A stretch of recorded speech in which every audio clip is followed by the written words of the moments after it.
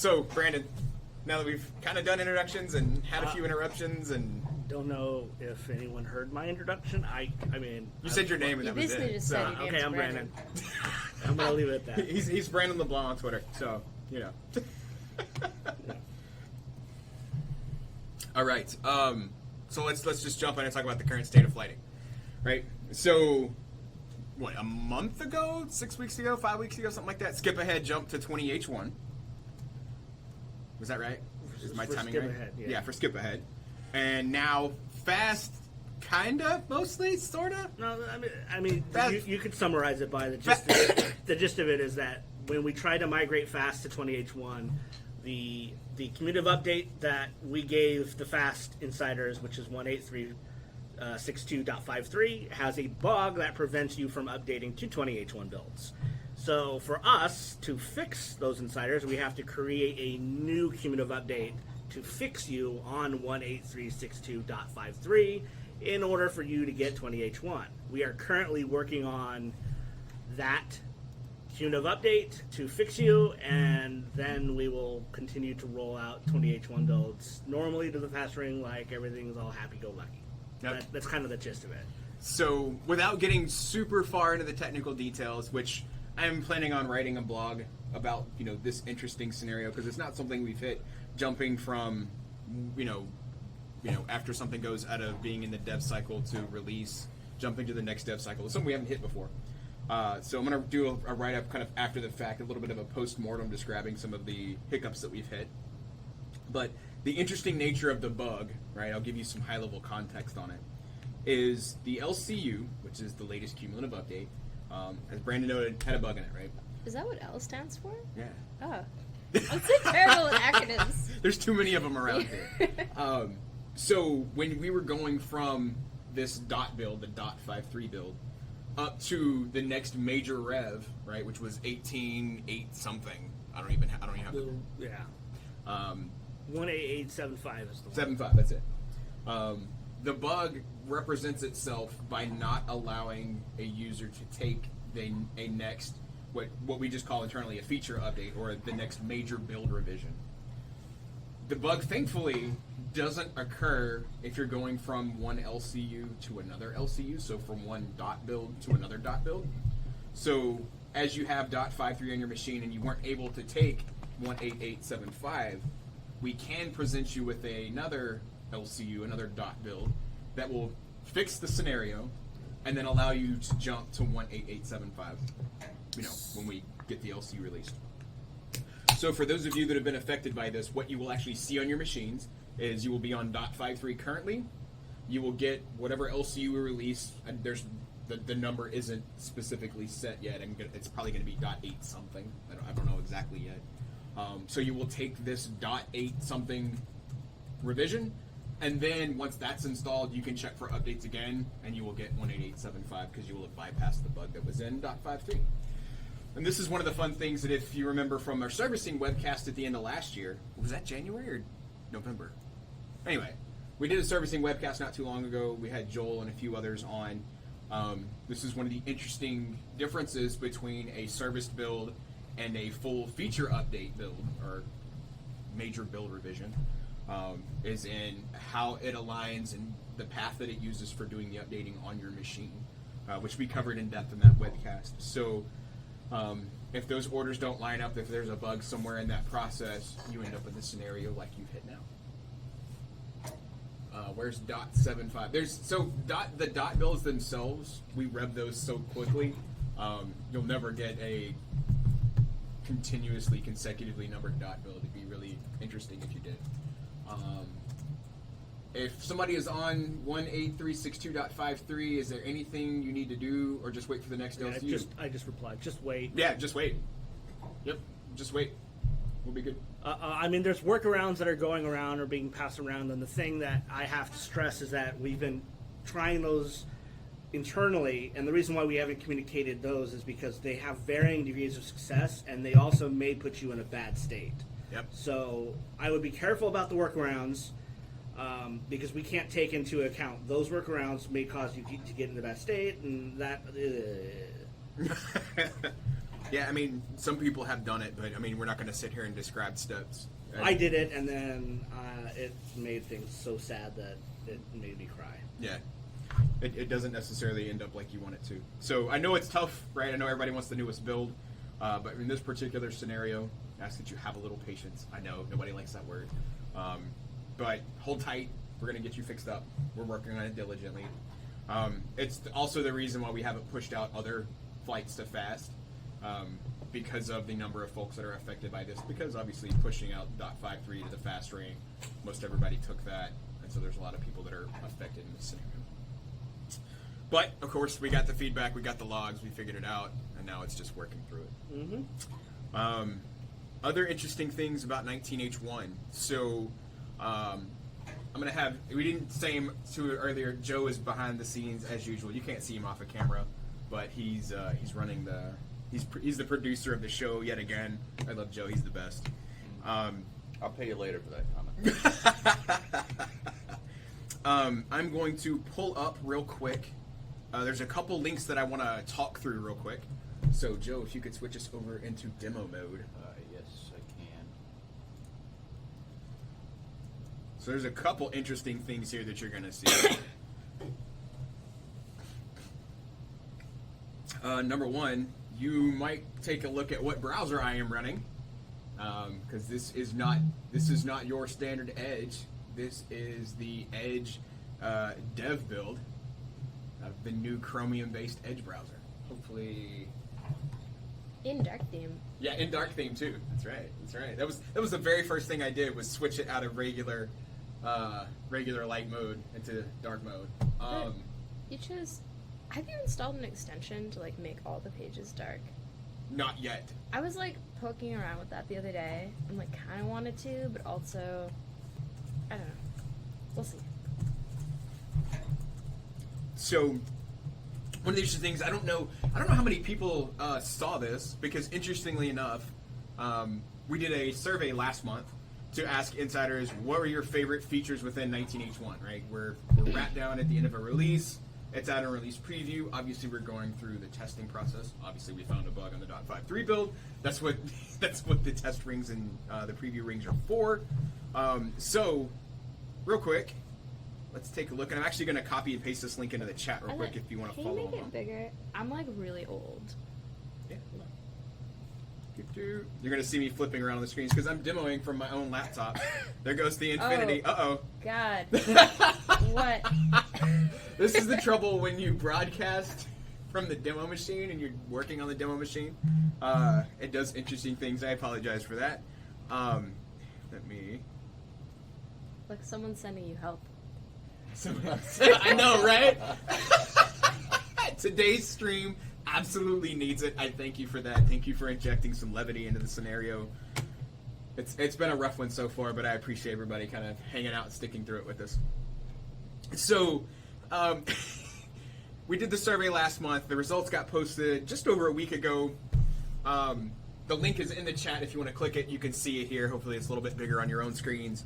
But, interestingly enough, the top three, I was genuinely expecting Sandbox to be at the top of the list, right? I mean, but that's, that my vote, right? Sandbox being what it is. But emojis came up at number 1. Entries in clipboard history is number 2. Snip and sketch improvements is number 3. And then Brandon, as you mentioned, running light theme earlier, actually came in 4th place here. So on and so forth. You can click down through the list. What I'm hearing is the top 5 features are my team's work. So, well, Jim It's being... kind of cheating. It's kind of cheating. But hey, I mean, there's something to be said for the amount of work that was done by the Shell team in this past release, or the release that we're wrapping up at this moment in time, right? Obviously, there was a lot of work that went into it. Obviously, insiders, took pride in some of the work that you pushed forward. The emoji 12, it's probably not just the emoji 12. It's who here is a fan of like the Cowmoji and symbols work that was added to the emoji picker? Does that mean any? I'll let the insiders respond in chat, as there is a mermaid dog floating across the screen. Yeah. A murdog. But I have to admit, like, I love having really easy access to. So the Cowmoji, it's basically like the ASCII faces you see a lot on Reddit, and usually you have to search the web to like figure out how to insert them. Like, they're not easy to insert. You copy paste it from somewhere, and now it's like super easy to put in the shrug or to put in like the gimme, or that's what it looks like. And real quick for everybody, if you were looking at this page, each one of these, if you mouse over any of the feature names, they all link directly out to the docs site where the feature has a little more documentation on what it is, what it looks like, things like that. It's the same documentation we use in our blog posts. Yep. It's all collated into one giant thing. And I'm actually going to show you real quick another link. Hold on, aka.mass/web-docs. I usually just search for Insider Docs, and it's like the first result. Web. Help if I could spell. Web-docs. So you might want to bookmark that. So that I don't give you the infinity screen again, could I trouble one of the two of you to put that short URL in the chat? I would appreciate it, so we don't get the... Okay. Oh wait, the that short. That was super fun. aka.mass/web-docs. Web-docs. Yep.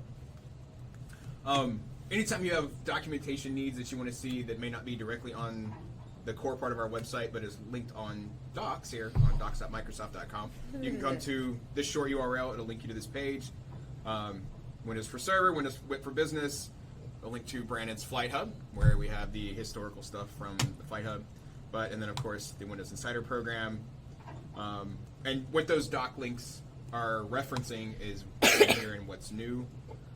So if anybody's ever curious, if you're doing this at work or if you have family members you're trying to, give them a heads up on some interesting stuff that's coming. I don't know how well we've done advertising that this page exists, but hey, consider this the first go round if you haven't. We promote it everywhere. Okay, good. Well, It's gonna changing, but we promote it everywhere. And so you can come through and then build by build. You can see a bunch of the cool stuff that we've done. 19H1, 1809, so on and so forth. And then there's even stuff for what's new in Windows apps for 19H1. There's a lot of really good information here that you can surf through to find out about what we've been working on, and some of the cool stuff that you're going to see. So, all right. Now, let me switch back over. Something else I want to talk about. Let me switch off of that browser so we don't do that again. Did I lose my link? I think I might have accidentally closed my tab here. 1 second. Hang on a second. Switch to just Yep. I need to pull up a link here that I gotta find. Let's update. Give me 1 second here. Okay.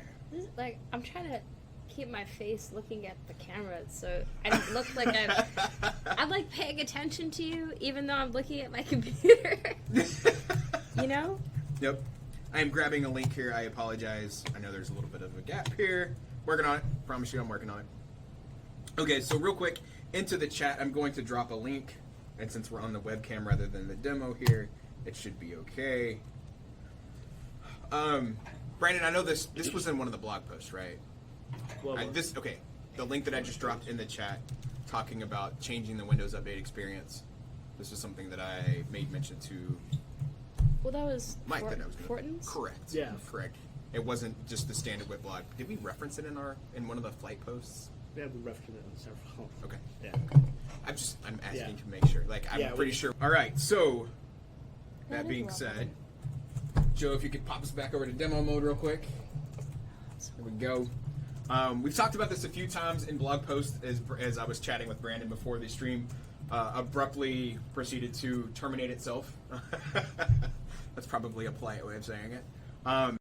It's worth highlighting again. Back at the beginning of April, so just a few weeks ago, changes that were made for the namely in relation to the control of updates, the quality of updates, as well as transparency for end users on the process, what you can do related to updates, and how we are going to handle it, right? So this blog post, which... Sorry. Oh, I thought the stream was going down again. You got me there. This blog post, it highlights a bunch of very important points on things that we have done, things that we have changed, listening to user feedback. Obviously, it's absolutely worth a minute to... Somebody's going to complain about that, I know it. It's worth highlighting about the changes that were made here. So if you take a moment and scroll through it, if you haven't read this yet, please do read through it. This doesn't affect just insiders. This will affect all retail users. As an insider, your interface may be a little bit different depending on which build you're on. If you're still on an older build in the 19H1 release cycle, you will need to kind of catch up before you will see some of the changes that are listed here. The difference really, if you're looking at this page that I have linked up here, is the difference between finding major OS upgrades as we release those to the public versus all of these smaller updates that are available, such as driver updates, cumulative updates, such as LCUs, Defender updates for the antivirus client, so on and so forth. That was really the big change here. But if you read further, talk about ability to pause updates, intelligent active hours, update orchestration, which that tends to be more of a focus for business and enterprises, but it affects retail users and normal users as well. But you can look through some of the additional details that are here. I won't sit here and read it bit by bit, but there's a lot of good information. So if you want to take the time to read through it, I highly encourage that you do so. So. What are you most excited about with with the 19H1 rolling out? Well, my favorite feature that I mentioned earlier was Sandbox, right? I think the concept is fascinating. Have we? I forget. Did we do a demo of Sandbox already? I don't think we did. I will say that with as crazy as the stream has been today, I'm not necessarily sure that right now is the appropriate time to try that, which I know I should be able to demo our own features, but I'm going to hold off on that for the time being. I don't want to make things any more rough than they already are. But yeah, I have to say that it was nice seeing light mode, right? The visual improvements and changes within Windows. I mean, it continues release over release, but like I said, I was a huge fan when dark mode came out. Seeing light mode become available was really nice. It's not what I use on a daily basis, but I know there's a ton of people out there that like it. Brandon.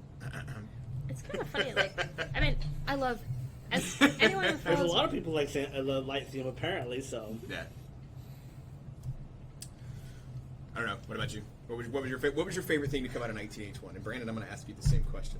So get to thinking, sir. all right. So I have a computer that I keep on production, which is just because it makes it a lot easier to compare the experience between production and insider builds and potential regressions or just understanding feature differences. And in terms of usage, I mean, not having easy access to symbols and the shrug emoji on production builds right now, I definitely feel that one. Sandbox is super cool. I don't know. I just generally feel like 19H1 feels a lot more stable. It's not just features. It's just fundamentals. The start menu work. How we split out start menu into its own process, basically, to kind of take the next step in improving start menu performance and reliability. Yeah. It just feels better. One of the interesting things that I'll say for 19H1 compared to, the last fall release RS5, right, is just the general stability of the OS.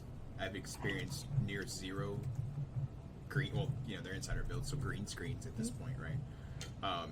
Are both on RS4 and RS5 at different points during the development cycle, a bug would come in, you'd hit some green screens, right? Especially on the internal builds in the Canary and Sulfur strings.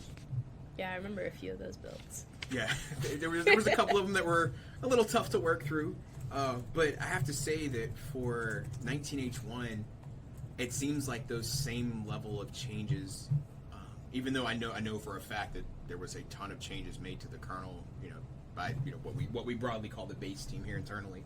There was a bunch of changes made, and we'll talk about that here in a second. But interestingly enough, the quality and stability that remained in the OS after those changes was fantastic, right? And obviously that's the goal in software development, right? You want to make changes that provide security, cleaner operating system functionality, right? as little to no impact to the end user, especially on the kernel side of things, right? When those changes come in, the best compliment that the team who made the changes can get is that nothing changed, like from a end user's perspective, right? Because if we can make some of those low-level changes and the end user just continues using their machine and they don't realize the changes were made, then great, right? It's business as usual, right? Stability and security, and nobody's any the wiser that something was actually altered. But I think, well, the cool thing about some of the rollouts we did in 19H1 as well was like we started doing more side-by-side comparisons of like what the experience was like without the change and with the change, and like being able to really isolate the impact that change had on the software, which actually, like, that's why we went with the start menu direction that we did, because like we made the change and we could see that clearly people who had the change had a much more reliable start menu experience, so it was the way to go.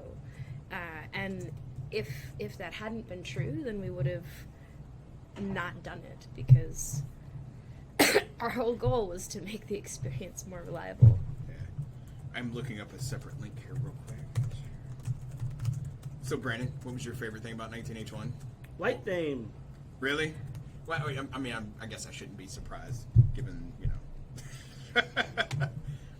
I mean, It feels fresher. it's so I use light theme, but I use a combination of light theme and dark mode. So, like, for example, Microsoft Teams is dark, Skype is dark, but like generally when I sit in front of my computer all the time, I found that everything being dark just kind of made me feel kind of dark. And so the light theme kind of brought up this new refreshed feeling. And so when I enabled it on my machines, it felt, this is neat. I remember when you first found out about it, you were like so excited. I was. Finally! I mean, yeah, I mean, I'm trying to find where's that list of, where did that, It's What do you not look in for? that one. It's in the news. Under community? oh, I see. News. That's, While Brandon's pulling that up, I did a quick jump ahead for what our next topic's going to be. If you look in the chat, I have shared a link. You can go ahead and kind of piggyback that open in your browser and hold it as a talking place, because we're actually going to talk a little bit about Azure. But yeah, I'll so, throw it I back mean, to Brandon. No what? we made some small changes to like, didn't we, Jen, didn't we enable the ability to like label folders, and was that, or Labeling folders was an RS5 feature, but we did add the ability to unpin yeah. folders and like groups, which is really nice. Like, it's, I don't know, it's just nice to like get rid of everything and then start pinning from scratch. The other thing I really enjoy about 1980 is the search. The new search Oh my God. capabilities. It's The tremendous. search UI. Yeah. The search. I was wondering Did if I that was slap going the to come table up. again? I'm sorry. I didn't. I So- try not to, but the search UI looks so much better. Yeah, so I use And that a lot, like all the time. I'm just searching. So that I find is tremendously like useful. But light theme search. We should do a side-by-side comparison. Like, in Yeah. RS5, it was like big and black, and it just had like the few blocks, Yeah. and that was it. And like in 19H1, we've done work to make all the filters available from the get-go to make it a lot more obvious. I just could get all of my stuff like right there. The other thing is, like, I do enjoy the snip and sketch stuff. I use that quite a bit because, naturally creating, messaging, you're doing a lot of screenshots, and so I just use that a lot. So those are kind of like my favorite features. And then, of course, the things that aren't like part of the OS, like I'm loving Edge. I'm loving the new Office icons. Oh, hey! What's funny is I just happened to switch over to Twitter, and somebody mentioned something that I don't know how I completely spaced this, but reserve storage.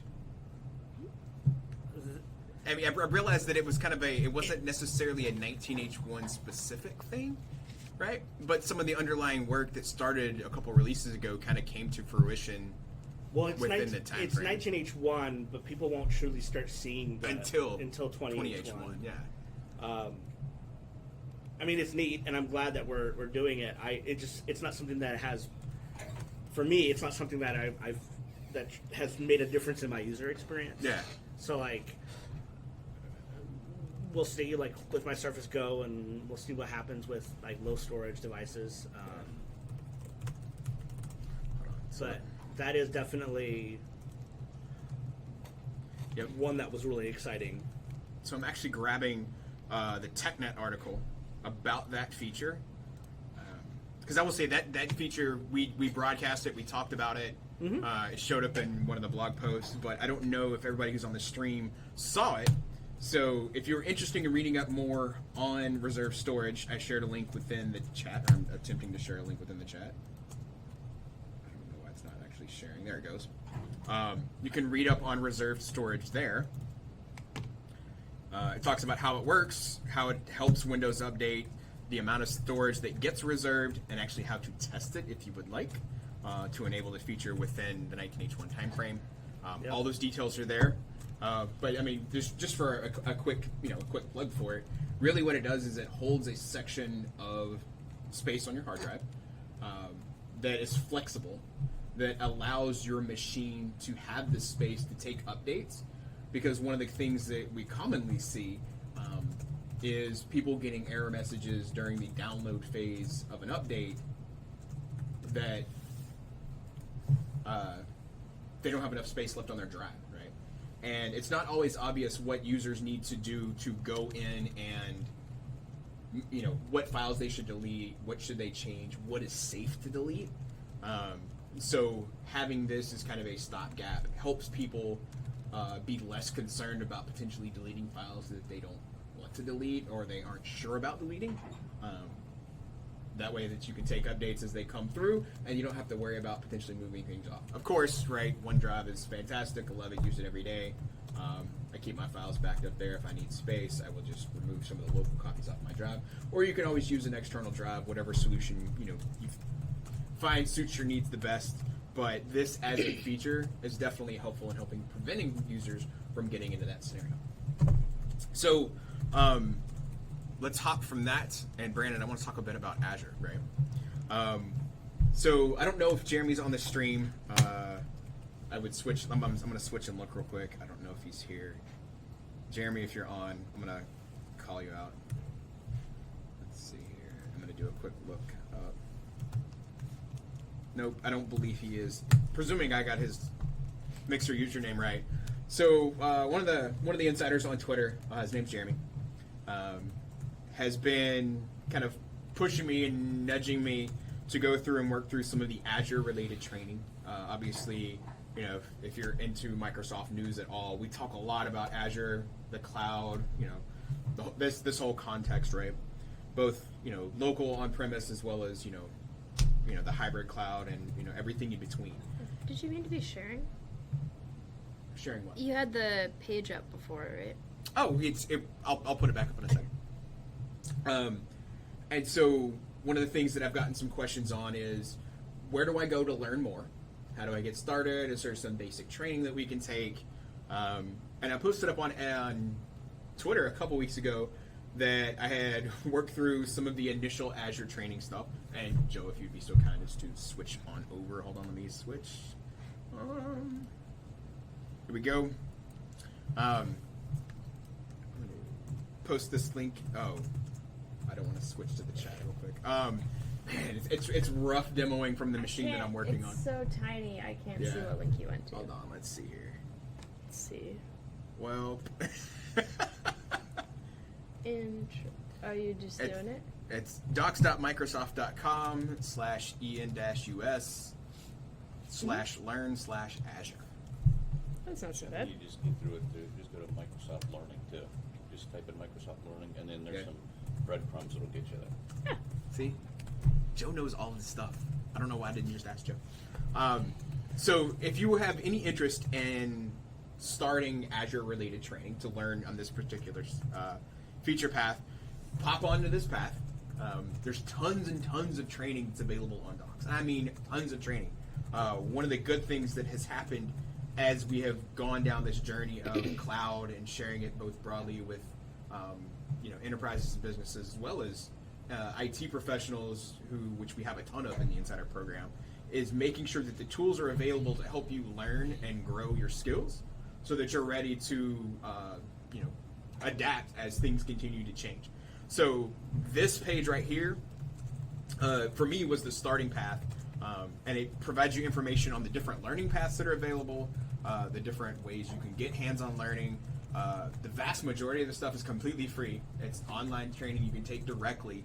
And the really cool thing is like one of the very first lessons that you take is in relation to setting up an Azure VM, right? It walks you through, you log in with your Microsoft account, and it actually takes you through the process in browser, right? So you have a side-by-side experience where on the left, it kind of outlines the steps on creating an admin account, creating the VM, what are some of the commands to do it.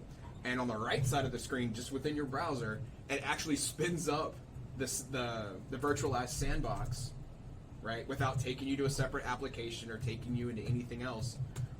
And it's not using your local system resources. It's actually spinning up an actual Azure instance so that you can actually walk through and learn and practice and train.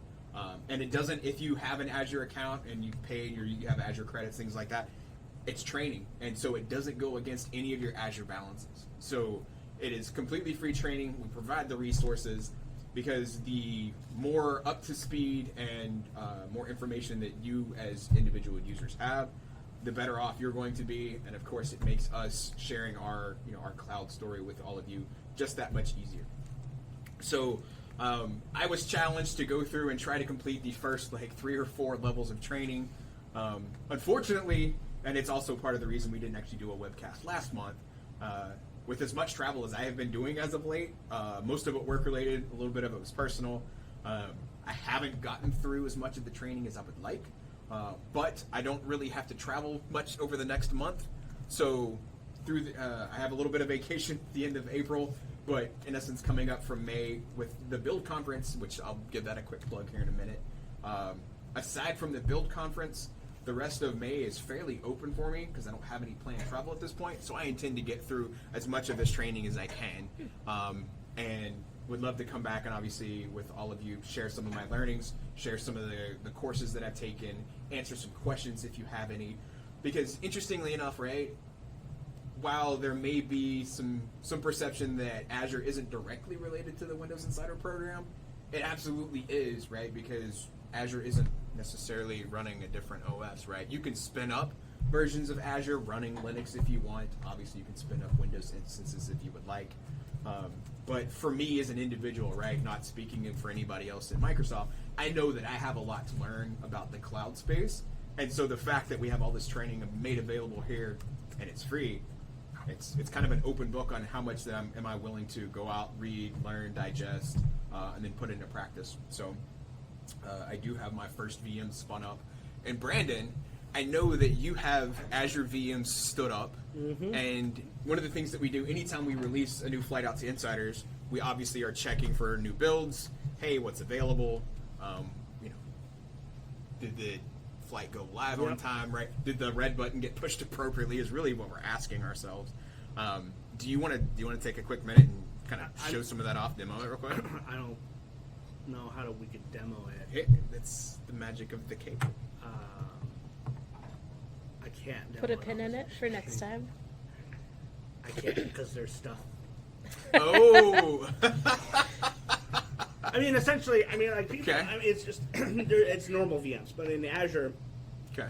I have 3 VMs set up for each of the rings: fast, slow, and preview. So whenever we release bits, I will fire up that VM, and I will confirm the bits are live. They're set up like an insider would have a machine set up, and then I let it run, and I constantly access it to verify some issues that insiders are saying. Now, granted, there are limitations to that.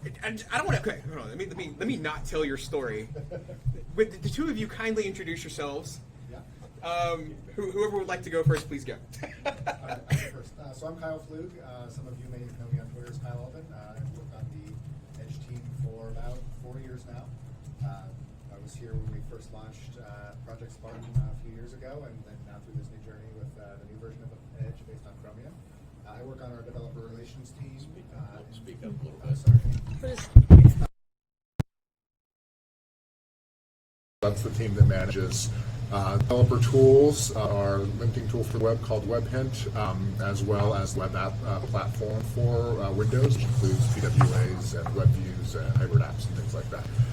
Cool stuff. All kinds of cool stuff. I work pretty closely with the HTML platform team, who actually, they're the ones who are driving our contributions back to Chromium rendering engine and our work overall with the Chromium team for web developer and kind of web platform features. Yeah, and I'm William Devereaux, Master Devo on Twitter.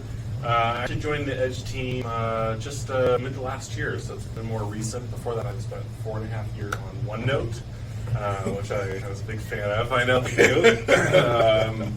But I'm excited to be working on Edge now. I'm working on the browser experiences team. The team's responsible for the core look and feel of the browser and all the features, user-facing features you'll get. As part of that, we interface with all the other teams around with like PWAs and that sort of stuff as well to make sure that you get a great end-to-end experience. We're excited to talk with you guys today. It's been a crazy last 2 weeks. It has been. It's been great been a though. Wild, fun ride. Yeah, so I'm sure as I hope everyone knows at this point. 2 weeks ago, we released the very first Canary and Dev channel previews for the new Microsoft Edge. It's based on Chromium, and we're just blown away by the response so far. Thank you to everyone who's been trying it and giving us feedback and kind of telling me what you like, what you don't like. We've just been so humbled by the reaction so far. It's been wonderful. If you don't have it, if you look in the chat, I just dropped a link over to the Edge Insider page, Awesome. where you can download the link, or excuse me, you can download the browser. It has the down link there, straight to the dev channel.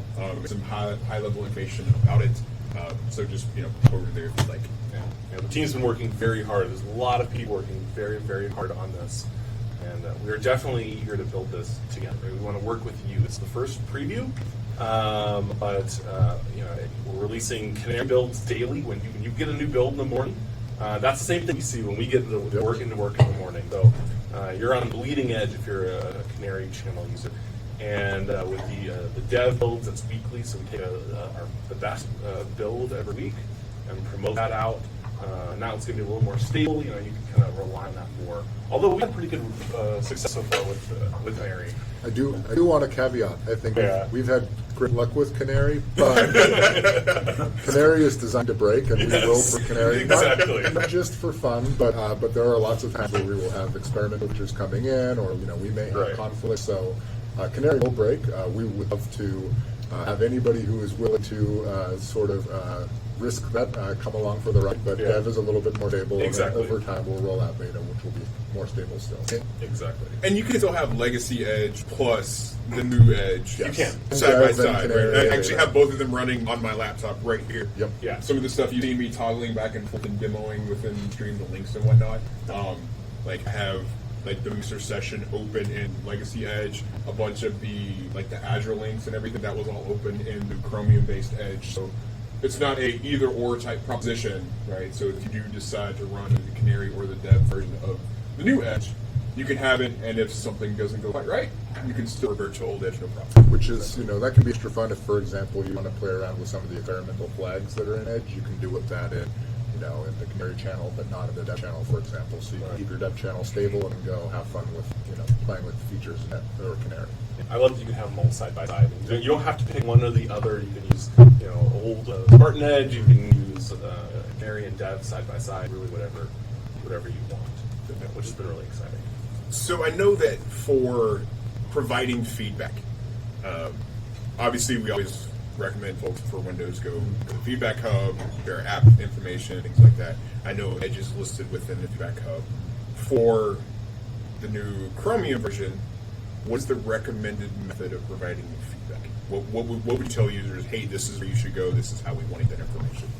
So because we're, Edge, the new Edge is cross-platform, right?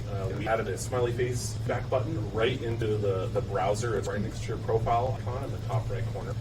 We love the feedback hub, but this allows you to do it. Once you start getting previews on Mac, which is coming later, you'll be able to just on any platform click that little smiley face and submit feedback. And it allows us to grab all sorts of logs and really help diagnose the issue. So that's the best way to do that. We'll send you a little email if your feedback's received. And so previously, in sort of the Edge HTML version of Edge, we asked web developers to kind of go a different route, and we had a public issue tracker on the Edge developer site, which we asked people to file bugs there for sort of platform issues. We're sort of experimenting with consolidating all of that into this single feedback point now that we have a cross-platform app. That wasn't a good solution for developers before because not all developers have Windows 10. But so we think this is a good solution. So we encourage you, if you're a web developer, you have feature requests, platform issues, if your site's not working, all of those sorts of things can come to that feedback point there. And as Jen was mentioning, we'll send you an email and we'll follow up as the status of that is updated.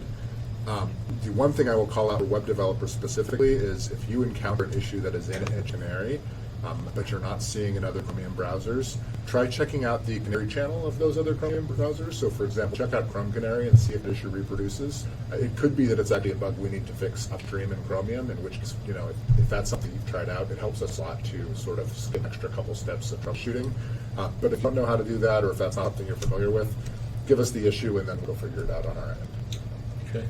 It's funny the amount of feedback is already pouring. We love it. It's funny, when it's so interestingly enough, right? So I'm gonna actually throw a little backstory here, right? So last year, I don't know what was it, August-ish time frame. I had reached out to Kyle. I was like, hey, right? Edge is a thing, part of Windows. We get a lot of feedback on it. We'd love to have you, your team, whoever you can get, pop on Insider Webcast. Let's do an Edge-based webcast. And you're taking a screenshot. I was like, what? Sorry. And so more chaos in the room, right? It's standard for today. Don't worry about it. And so Al's response was, I don't know if now's the best time. I have some interesting things in the works. And, Give us a minute. and the conversation didn't go very far, and I was like, well, I wonder what they have up their sleeve, right? Windows is always evolving, no doubt. The applications that run on Windows are changing, especially the things that we build internally. There's got to be something really good here, but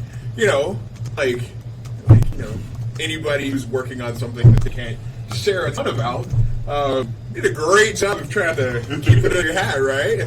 I'm chuckling about it. It's absolutely true, right? Of course, eventually, where it kind of sneaks around, you're like, oh, there really are some big changes coming, right? So then it rolled around. Reached out not too long ago and was like, hey, now that you got something coming, we need to get it out the door. I'm like, okay. But then, it actually launched. We went live. I was actually in Mexico City, 2 weeks ago for the Insider. You ate a lot of tacos. I ate a lot of tacos in Mexico City for the Ignite tour. And I was like, okay, now it's live, right? We're already getting a ton of feedback and questions. We'll love to have you all come on and do a quick plug, right? And it's finally okay, let's make it happen. Right? So I'm going to put you on the spot just a little bit, not in a bad way, okay. Right? I'm ready. Obviously, we've got 15 minutes left in this particular webcast. Could I somehow... sucker's kind of not the right word, but could I trouble y'all to come back and do a deeper webcast, right? Yeah. And say, obviously, so May we're going to be Build. I'll be doing a webcast for Build. I'll talk about that in a little bit. But could I have you come back, talk more about some of the why behind the change, some of the feedback that you've gotten, right? I know that, since it's been out a couple weeks, kind of floodgates are open. There's a lot of stuff that you're working through at the moment.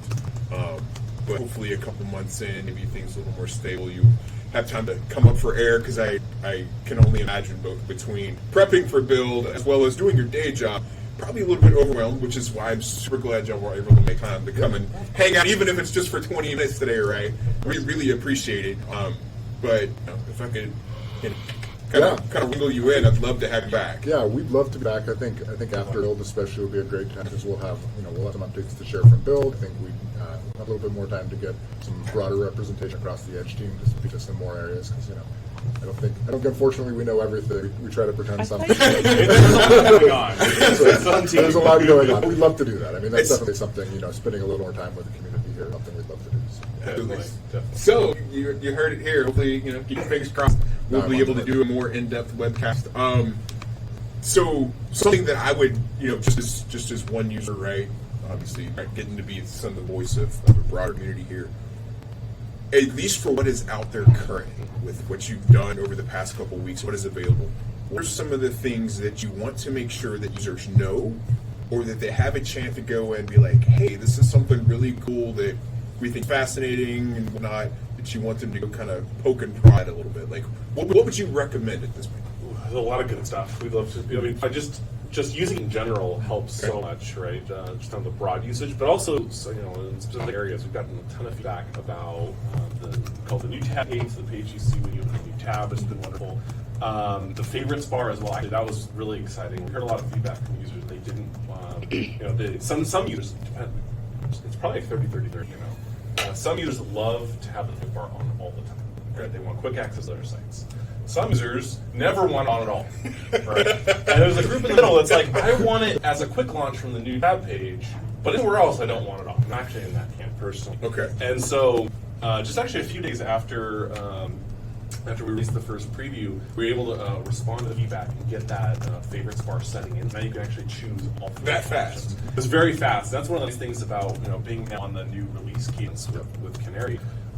We can get features out just very, very rapidly. Now that doesn't mean we will always be able to respond to feedback that quickly. We'd love to. Sometimes things take longer. Sometimes we have other plans that we talk about yet that might intersect with certain areas.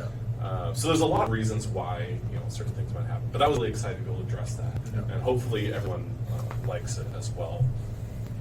One thing I'd add to that point too is I think the team is really rallying around kind of the theme of customer session, and we want to make sure that as we take this time to essentially reboot the browser for Edge, that we're doing it in a way that is listening to what the problems that our customers have that browsers have solved before. Because really, if you look at kind of the state of web browsing, there haven't been a ton of big innovations in a little while in terms of major ways to rethink the user interface or what a browser does.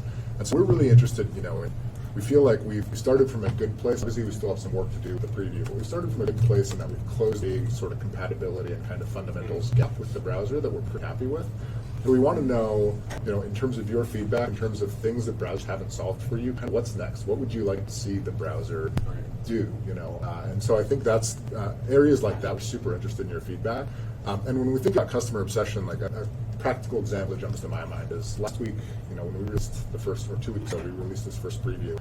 My inbox was full of emails from everybody from engineers working on the project to executives quoting individual tweets we saw in response to our announcements, people giving feedback on specific features. For an example, we got a lot of feedback on the new tab page on how much news. They've even seen some question in the Mixer chat here. How much news is on this page? And I turn it all the way off. And I have it just scroll when I want it. And I control the sources. And people are looking at that feedback now. So we can always announce exactly what we're going to do. But for example, I heard directly from the team that works on that page, they're already working on some additional controls for what sources show up there, so you can tailor that need to be more specific to you directly in response to some feedback that we heard on social. So things like that get me really excited because it's the feedback loop is so much faster in terms of being able to hear it, react to it, and ship it out in days or weeks, not months and years. So it's super exciting. So it's been super valuable. Also, we have added a few more things. We updated the first dev channel build, which is really exciting since we launched. We added x86 support. So if you want 2-bit, that's now supported. Just you go ahead and install it on your 32-bit devices. And that's in Canary right now. It will come into the next dev channel build whenever that's released, whenever that third release is out. And we also fixed media casting as well.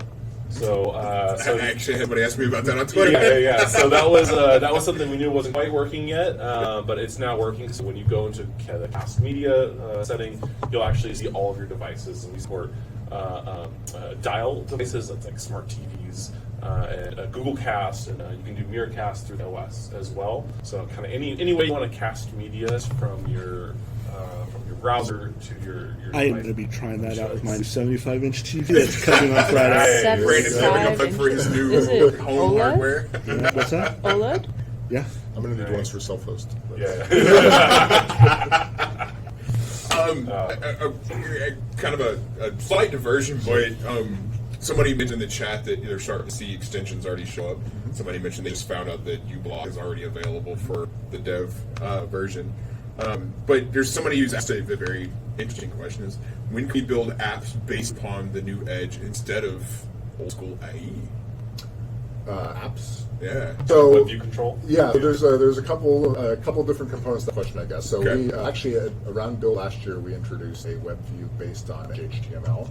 And we're actually we're in early stages of thinking about how we do a system, well, not a system web view, but a web view that's provided by this new Chromium version of Edge. That's not available yet, and we haven't announced it yet. We're working really hard to get a preview ready, and we'll have more details to share, hopefully in the time frame as to what that looks like. But we do intend to provide a web view so that you can build Windows apps that use this rendering engine and that have that full set of capabilities. The other sort of angle there is you can start building PWA experiences today, and those will just work in the Chromium-based version of Edge.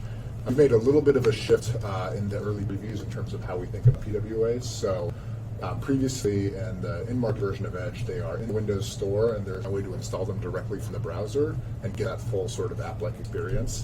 So the new version of Edge has an install button that will actually show up proactively when you go to a PWA, and you can just click that and nice. install it directly from the browser. Wow. Is And that that'll in work. Canary and Dev? I think it's in both right now, Yeah, yes. So yeah. we're working, the exact experience is not fixed there. I think it's Sure. something that Chrome experimenting with, we're experimenting with. There's, a lot of interesting ideas around how that should play out and when it should show up. You'll be seeing us make a number of changes. Yeah, for sure. But I think that's really exciting.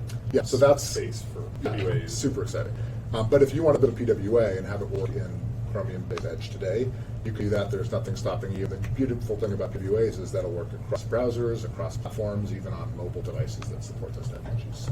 That's awesome. Yeah. So much, so fast. That's the only way I know how to say it, right? It's you dropped this out in 2 weeks, and even from what I've seen, right? And I know that I haven't seen nearly as much feedback as the two of you and the rest of your teams, right? I gotta say, the excitement around it has been practically palpable. Yeah. It's just It's very humbling. It's been wonderful to see. one of the things that obviously, with as quickly as releases are going to be coming out, especially in the Canary side, one of the interesting things that this highlights is the difference in release cadence between the way Edge functioned originally and the way Edge functions now. Right? And one of the things that we had talked about again, back in the day was. Originally, the major updates to Edge were tied to Windows releases, where you could get security bug fixes, things like that. On the Patch Tuesday builds, you could get small adjustments. But for the big feature releases, of course, insiders would get to see them along the way.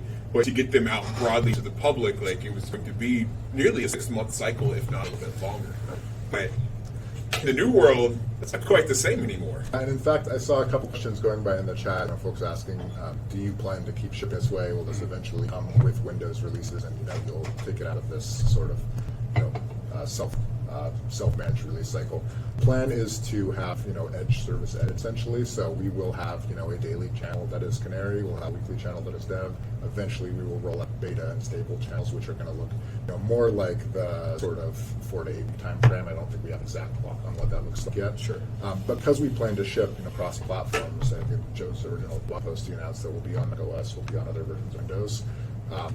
It's important for us to be able to manage the servicing so that you always have the latest version of Edge, regardless of which platform you are, and regardless of what the sort of update frequency of that platform is.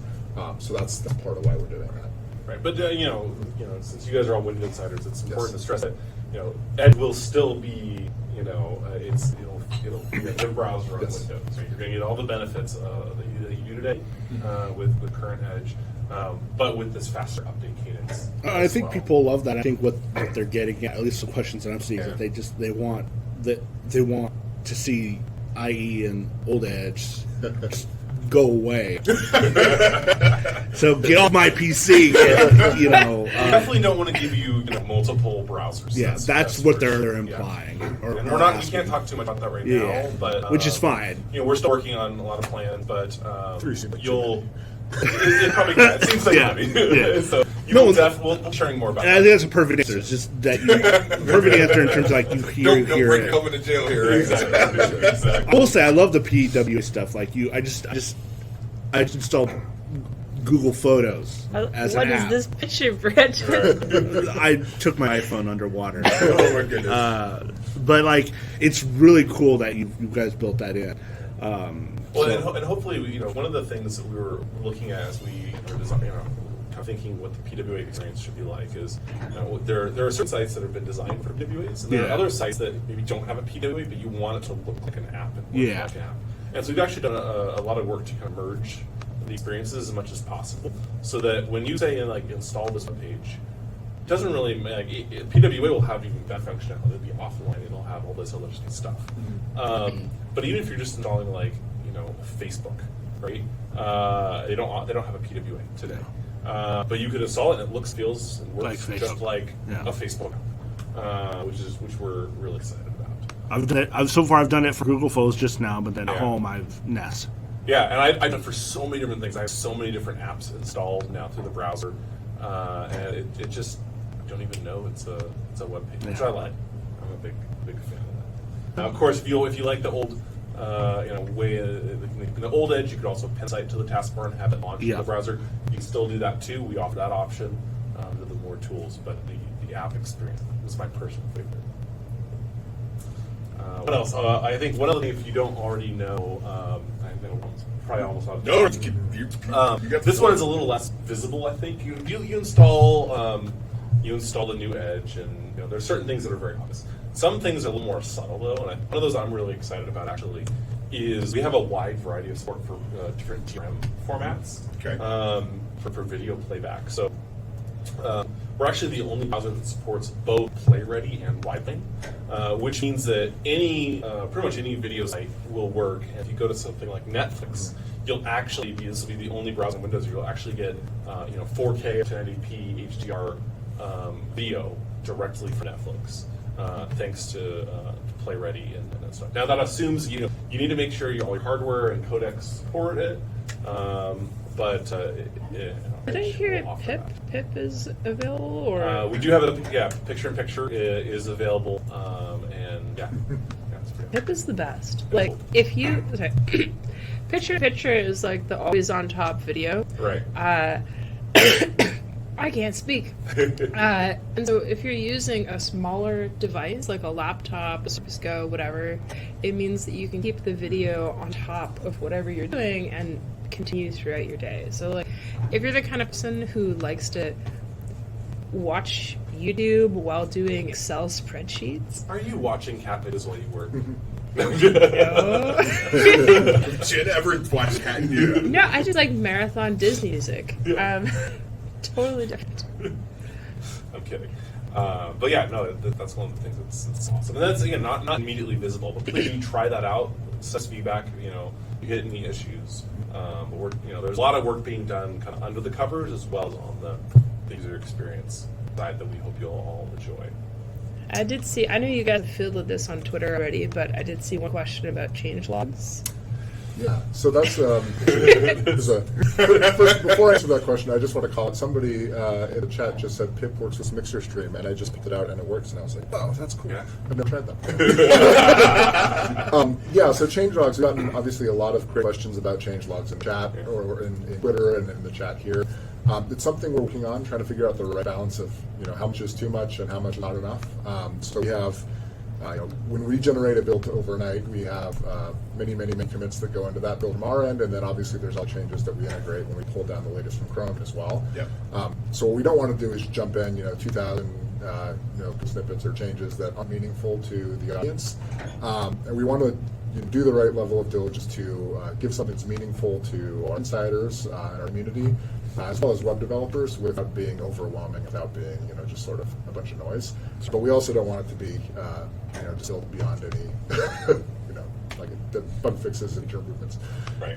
So the generic statement that gets Right, right, right, and it's right. like, Yeah. well, what bug features and general improvements late? And we'll try to share as much as we can. we will, you know. yeah. So we're working on that now. I think our internal thinking is we'd love to start with release notes that are for each dev build as kind of a place to start, because that feels like sort of the the amount of like a good quantum of work where we can say this is we've done a week's worth of work, we can reflect on it, we know when we're going to promote something to dev and we can tell you what's in it. Yeah. Over time, we may be able to actually bring that to Canary builds, but those are built automatically overnight, and so we need a little bit more time on our end to have an automated system that can generate those release notes based on our internal work.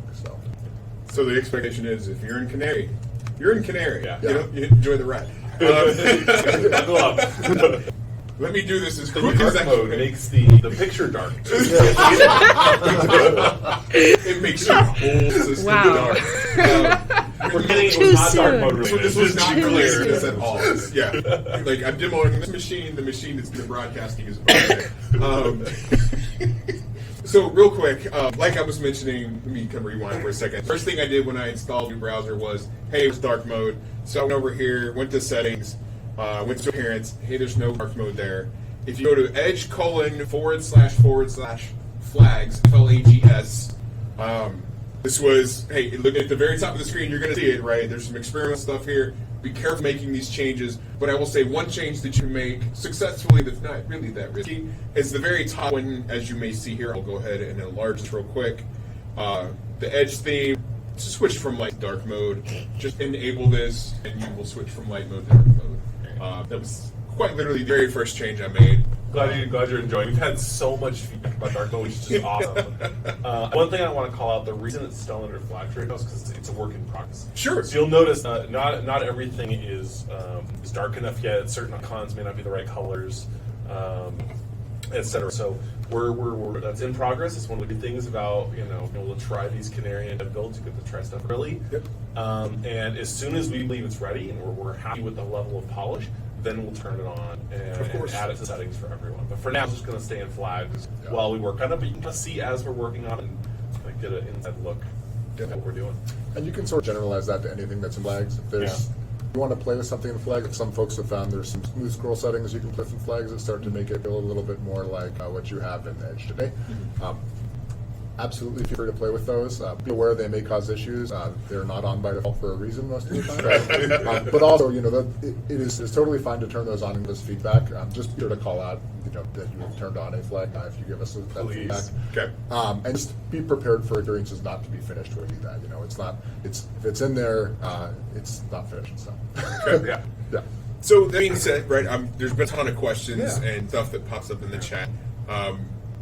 We have a few more minutes. I'll just turn the floor over to you. Like, are there specific questions that you've seen that you want to answer? Any additional comments you want to make as we wrap up here? Like, the floor is yours. Okay.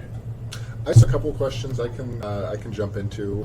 So some folks, when we were talking about web apps, were asking about the current Edge HTML experience in Windows 10. So for those who don't know, PWAs and Windows web apps built on UWP use Edge HTML and the Shocker JavaScript engine to power those web experiences in Edge or in Windows today.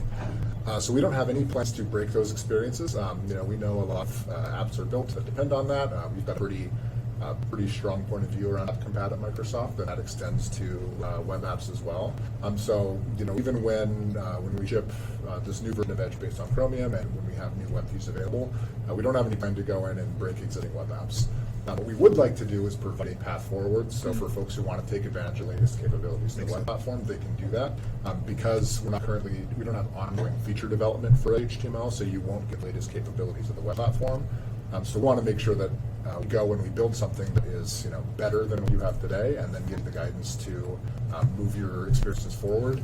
We don't plan to be chasing you with the deprecation stick right away. So. Exactly. What does that stick look like? It's a metaphor. There were also some questions about different features that were are currently in Edge today. Please send us feedback. The goal for this first release of the new Edge was just to get the basics working and rock solid. Right? We want to make sure you had a reliable, great experience, fast. And then the plan is to start adding all the new capabilities or capabilities we had before, right? You'll see a mix. Some things are new, some things are kind of coming from the old Edge. So please send us feedback on a lot of just because it's not in there today doesn't mean it isn't going to be in there before we launch the final version, right? Okay. One thing actually on that point, when you think of experiences that were in the previous version of Ed and maybe aren't in the current preview, one thing we're going to be very intentional about doing as a team is not just saying, well, we shipped A, so we have to ship A again, but to think, what is the customer problem we're trying to solve with A, and did we solve it in the right way? Is there another way we could think about solving it? And so when you look at feature, if you miss a feature, for example, what we would love is if you can give feedback on why that was meaningful to you, how it met your needs, or how it might have met your needs in a better way. That helps a ton because what we really want to do is, we want to build the right solutions, not just the solutions that we've built before. Right. We're being very thoughtful, so we won't just copy paste. It's not sure that's simple. But we won't just copy paste from the old Edge to the new Edge. If we think the experience was great, we will certainly bring it over in the same way. If we think that there's maybe we can solve the core need in a better way, we'll do that too. I just saw there's notes in the chat. We're hitting the table when we talk. So sorry. The mic is sensitive. It is, but it's shipping with the purpose rather than shipping just to ship. Right. It's pretty much right. We're not trying to just check off boxes. We're trying to make sure we actually do the right thing for users. And so, that's why we want to. And again, what you see in the first preview is just because our goal was let's get the fundamentals. Right. It's not a statement on any feature that's in the current Edge whatsoever. And actually, I've already seen internally, feedback shaping the future direction of what we're doing. I can't really go into too much more detail, but there were certain things where we've actually started to change plans because of what you've all been telling us. So thank you. That's been extraordinarily helpful. Awesome. Absolutely. Well, hey, I'm looking forward to your announcements from Bill. I know you've got some Should be fun. good stuff up your sleeve. And I don't know what it is yet, right? I just know that they've got something to say. So there will be some good stuff there. And if you're at Build, come find us at our booth. We've got Edgeonary stickers. I don't even have one yet. Wait, did you bring them? Yeah. We're in real life. I didn't bring enough for all the mixer. Problem. I do have some I can share. Turn off the cameras. All right. I mean, I like you, but I really like your stickers. So one quick plug, we gotta wrap up here. We will be doing a webcast from Build, which, as Joe reminded me earlier, is the 6th, the 8th of May. I don't know which day yet. It will likely either be the 7th or the 8th. The monthly Windows Insider newsletter, I don't believe it will have gone out before that date. No, it won't. So stay tuned. Both the answers form and Twitter, I'll announce in both of those locations the specific date and, of course, the time for the webcast. And, of course, I'll spread the word around so you can help share with our insiders in whatever locations you may post that information. I'll make sure to get the word out once I get it locked down. But I'm very much looking forward to it. We're going to have some highlights from Bill, some shenanigans as usual. Maybe a little bit of update. I'll kind of snag from their booth and kind of share some of the good word. And hopefully June, July, whenever we can make it happen, we'll, Sounds love great. to get y'all and some more of the team back on and have a little bit of fun, do some more chatting. Sounds good. Awesome. I will say this, right? I know today's stream has been a bit tough to work through. It's been a lot of uptime, downtime, back and forth time. I really appreciate everybody sticking with us through the hiccups. I will make sure that for our next broadcast, everything is lined out, more issues. Hopefully nobody will have to send more care packages along the way, although those are hilarious. Thank you for injecting the levity, making it fun while we work through the bugs on our end and take full responsibility for that. So if anybody wants to yell at me, North Face Hiker on Twitter, come send it my way. I will take it in. But we will set the bar to do better next time. So thanks again for sticking with us. If you got follow-up questions, post them in the answers form, the Windows Insider section, or drop them to us on Twitter. We'll Edge work those. questions, And, go to if you got any questions, at MSEdgeDev. Yeah, so we have at MSEdgeDev. We have the feedback tool in Edge. We have a forum as well where you can chat with us. And of course, you and I, Kyle and I answer questions on Twitter as well. So lots of ways to get hold of us. Yeah, MicrosoftEdgeInsider.com is a great place to find out what's new in builds. There's a link to the forums there. It's also where you can download the Dev and Canary channels if you have made it this far without trying that. We would love to do so. But yeah, check it out, join the community, and keep giving us feedback. Awesome. And thank you all for Yes, thank having you. us on. Glad to have you here. Looking forward to the future already. That's right. Brandon, Jen, any closing words? Nope. Nope. All right. Well, with that, we will wrap up. Again, thank you all. Appreciate your time. Looking forward to the next one already. And if you have topics and things you want us to cover in future sessions, send those my way. I'll see if I can wrangle some teams and get some more good information on here. So until next time, thank you all, and see you, Bill.